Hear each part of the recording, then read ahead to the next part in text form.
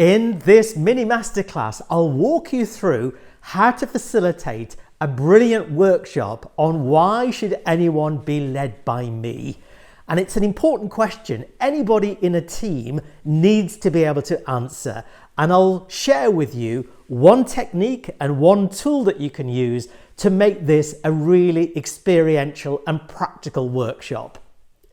If you're new to this channel, welcome. I'm Sequant, a business psychologist and founder of Grow More Leaders, where we help coaches, consultants and facilitators with the tools and the techniques to be able to facilitate really immersive, brain-friendly leadership workshops. So, to this big question, and it's based on the title of Jones and Goffey's book, Why Should Anybody Be Led by You?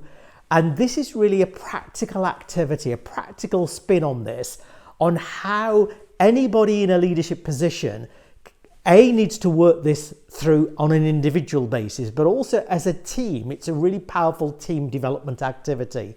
And why this matters is that too often people end up in leadership positions almost by accident, or they're pursuing a job title, or they're pursuing a pay band, or they're pursuing something, but without really fundamentally asking the question, why does it matter? And why should anybody be led by me? And in answering that question, I think it helps release a lot of energy in the individual, but also builds a lot of trust and a lot of connection with the team that you're a part of too. So it's got lots of benefits, both for the individual and the team. So let's start off with the technique then. And the technique is something called the lifeline technique. And the lifeline technique is where you give each individual in the team half an hour to work through a timeline of the key activities that have shaped who they are, the key experiences that have shaped who they are. So these are both personal experiences, whether it's a divorce, whether it's a bereavement, whether it's some challenge that they've had to overcome in their personal life, as well as some of the highs and lows in their professional life. And I think it really matters that you, as the facilitator, may even be able to role model what this looks like through your own lifeline technique. It's something that I don't often advocate, that as the facilitator you take the lead, but in this instance I think it really makes the difference, because by you role modeling it and actually sharing your personal journey, both from a professional point of view and from a personal point of view, and how those experiences have shaped who you are and the lessons that they have taught you, and then getting a level of engagement from your participants, from the team that you're supporting, in terms of helping them clarify things and helping them to actually check in with you.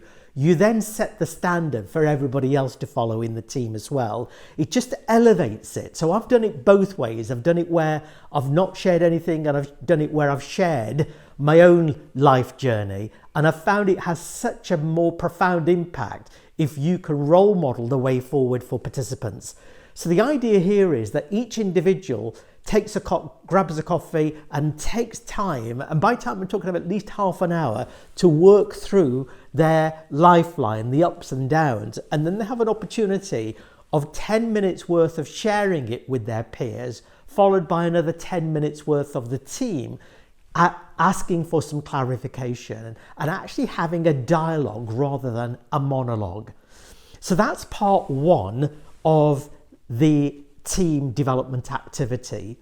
Part two is really getting individuals to start thinking about what do they deeply care about, getting to rethink about getting feedback before they come on the workshop from at least 5 or 6 individuals, both their direct reports, both peers, both more senior colleagues.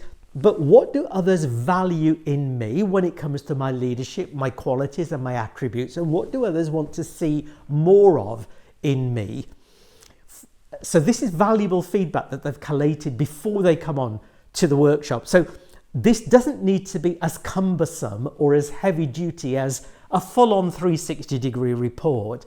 This is being able to connect with individuals, have a phone call with them, have a coffee with them, but obviously priming them in advance that I would value your feedback on what you value about me, what you see in me, and what you'd like to see more of from me.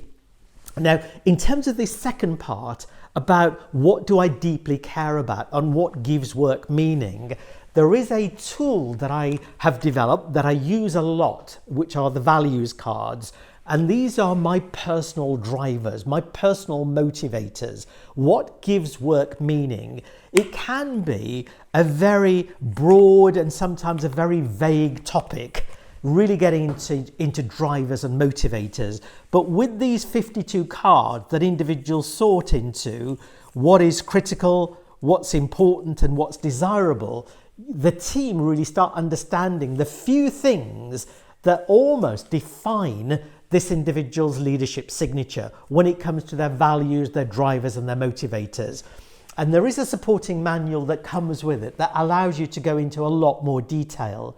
So a short activity, which takes the best part of about 10 minutes to complete, but the richness and the depth that this adds, and also helping the team to see where do we have shared connections in terms of the drivers that are common to all of us, and what are some of the drivers that are unique to each individual.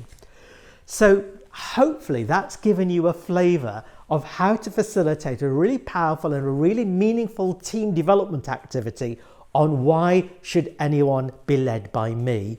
And the power of this activity is once a leadership team have gone through this, they've got the tools and they've got the technique to be able to then facilitate the same activity with their own direct reports, so that they're elevating the next level of leaders who report into them.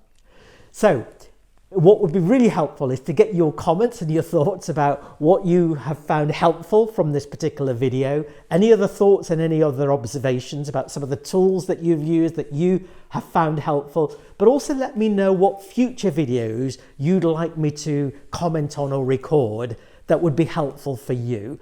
And if you'd like to be notified of any further mini masterclasses, just click on the subscribe button, and thank you so much for joining me on this particular mini masterclass.